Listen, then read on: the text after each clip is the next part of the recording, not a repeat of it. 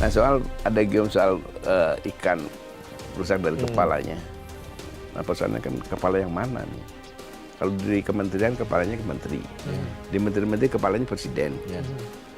Nah jadi ya kalau mau konsekuen dengan itu kan dari presidennya dulu dong.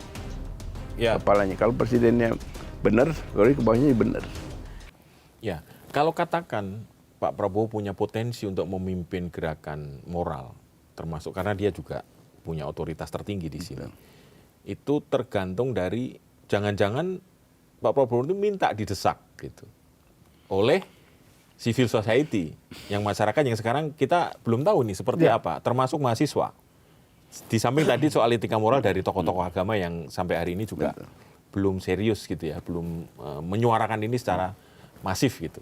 Ini gimana Bang? Kalau yang kan Abang juga bagian dari gerakan civil society juga. Menarik pendapat itu, saya pikir ada benernya juga nih. Nah, itu makanya. Karena sudah terbukti kan kemarin waktu kasus Agustus itu kan ada teman-teman Bu Nuria datang. Itu kan baru sedikit orang. Betul. Kalau lebih banyak lagi, nah memang kadang-kadang begini. Saya pernah ada di kekuasaan. Kalau kita mau menindak sesuatu yang lebih kuat dari kita, kita perlu dukungan yang lebih besar. Betul. Sehingga kita yakin, kayak dulu misalnya Gus Dur. Ketika mau mengeluarkan Dekret. TNI, TNI, karena kembali ke barak, tapi tidak dari panggung politik, kan dapat dukungan civil society yang besar. Sehingga Gus Dur berani. Nah saya pikir jangan-jangan Pak Prabowo karena kita nggak serius mendukung apa enggak, maka dia ragu. Nah makanya kita harus galang dukungan itu, civil society, gerakan itu untuk mendorong Pak Prabowo. Jangan sampai suara-suara dari oligarki dan politisi lebih itu besar. yang lebih besar. Betul. Jadi mungkin sekarang gerakan masyarakat sipil ini kan seperti apa ya? Seperti mati suri nggak ya? Karena kemarin cukup apa ya, tuntutan-tuntutannya kan juga tidak dipenuhi serius oleh parlemen gitu ya. Nah sekarang mungkin mereka, wah saya capek deh gitu. Jangan sampai begitu ya Bang ya? Nah saya kira jangan-jangan harus begitu ya. Jadi kita mulai membangunkan civil society untuk menyatakan bahwa kita memerlukan Pak Prabowo untuk melakukan ini. Sehingga Pak Prabowo juga yakin kalau dia melakukan itu memang kehendak rakyat. Nah, saya bilang kan orang ini kan demokrat. Jadi saya pernah bilang ini, Pak Prabowo itu mualaf demokrasi. Dari tentara kan demokrasi. Nah saya bilang pengalaman saya ketemu dengan mualaf, dia lebih serius dibandingkan dengan kita yang contoh Felix Jaum itu lebih Islam daripada kita yang sedang dari Islam. Nah saya melihat jangan-jangan Pak Prabowo juga lebih demokrasi dibanding kita.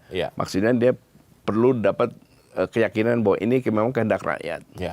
Melawan oligarki itu kehendak rakyat apa bukan? Kok nggak ada dukungan gimana? Itu soal reformasi Polri ini kehendak rakyat apa bukan?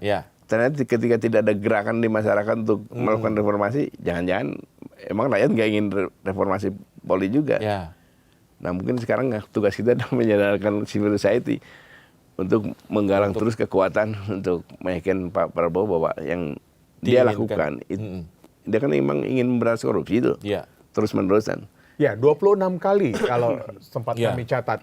Pidatonya Presiden Prabowo itu terkait anti korupsi. Saya akan kejar sampai Antartika dan kemanapun gitu. Betul. 26 kali bahasa anti korupsi itu disampaikan Presiden Prabowo. Tapi memang belum terlihat pergerakannya.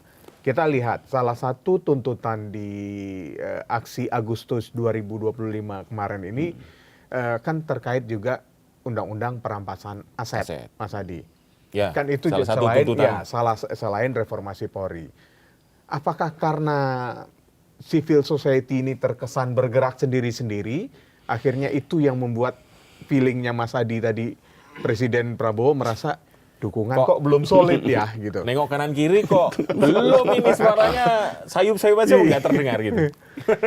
Nah mungkin menurut saya sih, kalau begitu kita sekarang mulai menggalang kekuatan civil society itu. Kayak memang betul gerakan anti korupsi di lapangan itu sepi-sepi aja. Ketika presiden berteriak-teriak gua mau berantas korupsi, itu di kok nggak ada yang tepuk tangan gitu, nggak ada yang nyambut gitu. Karena memang kalau di politik itu memang antara kepemimpinan, hasrat dan konstituen pendukung itu harus kompak tetap. Ya. Contoh misalnya, bahkan di negara seperti Iran, ketika mau melawan Amerika, kan ada konsolidasi, mobilisasi masyarakat yang untuk melawan teriak-teriak, kayaknya Amerika. Dan Soekarno juga melakukan itu, Soeharto juga melakukan itu. Jadi memang tradisi menggalang massa itu rupanya masih penting juga hari ini. Jadi tidak cukup dengan medsos saja kan. Iya, betul. Dulu kita ingat menjelang reformasi 98 ya. Ya. Itu gerakan civil society itu sangat masif. Nyambung antara elit yang di luar pemerintahan waktu itu, Gus Dur, ada kelompok Ciganjur, Sri Sultan, ada Cak Nur dan macam-macam itu ya. Betul. Pak Amin Rais, itu sangat kuat gerakan civil society dan nyambung kepada mahasiswa. Betul. Akhirnya terjadilah perubahan itu. Apakah akan menemukan pola yang sama atau seperti apa? Atau jangan-jangan dengan di era media sosial ini malah terpecah, saya sudah menyampaikan aspirasi saya di akun media sosial saya gitu. Ya. Nah berarti kan sekarang kita harus menjadarkan teman-teman di civil society untuk kembali ke pola demokrasi yang real itu. Yang real ya. Demokrasi yang real itu yang di lapangan itu bukan demokrasi digital, medsos itu. Sehingga dengan demikian pemerintah atau presiden atau pejabat dalam melakukan sesuatu itu tidak gentar menghadapi musuh. Kayak contoh misalnya melawan oligarki kan luar biasa. Wah itu nggak mudah itu. Harus dapat dukungan massa itu. Rupanya backingan dari publik itu yang penting ditunggu. Bisa jadi. Karena kemarin gini Mas Adi, kalau kita lihat gerakan nyambung antara gerakan di media sosial dengan gerakan di lapangan, lahirlah gerakan Agustus. Betul. Yang cukup lumayan untuk membuat mereka agak mungkin tidak menduga ya. Ternyata nyambung nih antara gerakan digital dengan gerakan lapangan. Betul. Gitu. Nah, mungkin mereka sudah belajar jangan sampai ini nyambung. Sebelum nyambung diputus dulu gitu. Tapi kan kalau melihat bahwa kita perlu melakukan sesuatu yang besar, yang menghadapi kekuatan besar ini, hal itu kan memang harus diulang lagi.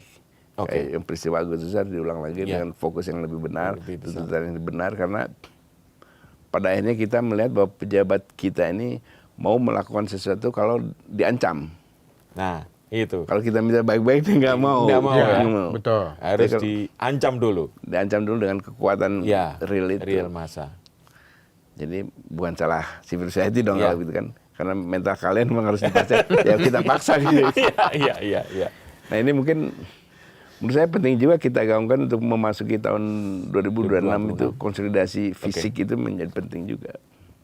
Karena jangan sampai ini kita biarkan, kita anggap ini tidak penting, tapi ternyata kerusakan terus bertambah.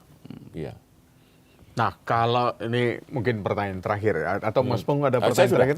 Silakan duluan Mas. Iya, enggak, saya sudah. Oh sudah. Nah, ini mungkin pertanyaan terakhir Mas Adi. Jika Mas Adi diberikan kesempatan berkuasa penuh, entah itu secara politik di pemerintahan kah atau di legislatif kah, bagaimana, apa konsep yang mungkin Mas Adi punya bayangan untuk benar-benar memberantas korupsi ini? Apakah cukup dengan potong satu generasi, maka kita akan bisa menjadi Indonesia bersih, seperti impiannya gerakan Indonesia bersih, atau seperti apa? Saya berpikir begini, sebuah negara, sebuah bangsa, pertama-tama tuh harus punya hukum yang jelas. Dengan hukum yang jelas itu ekonomi semua kan bertumbuh pada hukum. Nah, cermin penjelasan bahwa hukum itu ada apa sih? Kan hukum itu dianggap tegak kalau dia bisa menghukum orang yang kuat. Orang yang paling kuat. Nah, kan saya melihat Korea. Korea itu kenapa orang percaya bahwa Korea negara industri, negara hukum, negara yang berkembang karena hukumnya jalan. Betul. Dari mana kita melihat hukum di Korea jalan? Karena presiden-presiden itu bisa diadili, bisa dihukum. Betul. Tidak hanya satu ya. Tidak hanya satu. Ada beberapa presiden diadili, betul. Jadi kalau bisa menindak orang kuat yang melanggar hukum, itu berarti hukum sangat kuat. Itu ya contohnya. Nah berarti kan untuk biayanya lebih murah, kemudian hukum itu ada. Kalau kita bisa menindak penguasa yang lama yang dianggap korupsi, diadili. adili dulu. Bahwa itu terbukti atau enggak, tapi kan isunya besar nih. Dengan demikian kan orang dari luar, dari mana melihat bahwa di Indonesia ini ada hukum. Itu cara murah-meriah penegakan hukum. Jadi kalau saya punya kekuatan besar yang waktunya singkat, ini dulu. Rejim lama, pembesaran yang lama dianggap korup, adili.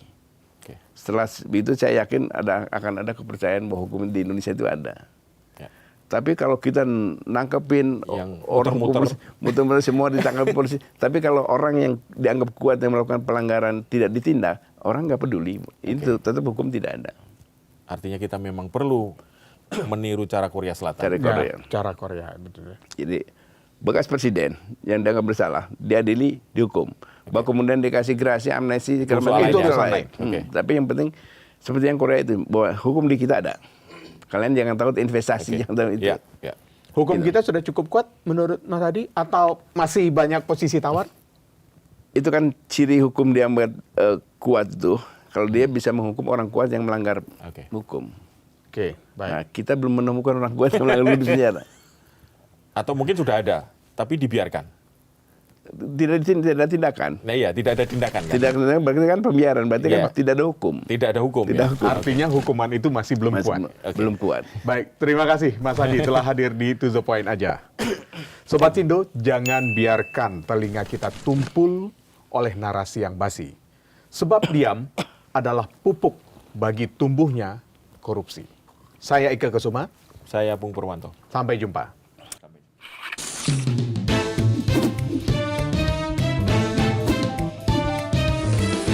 To the point aja.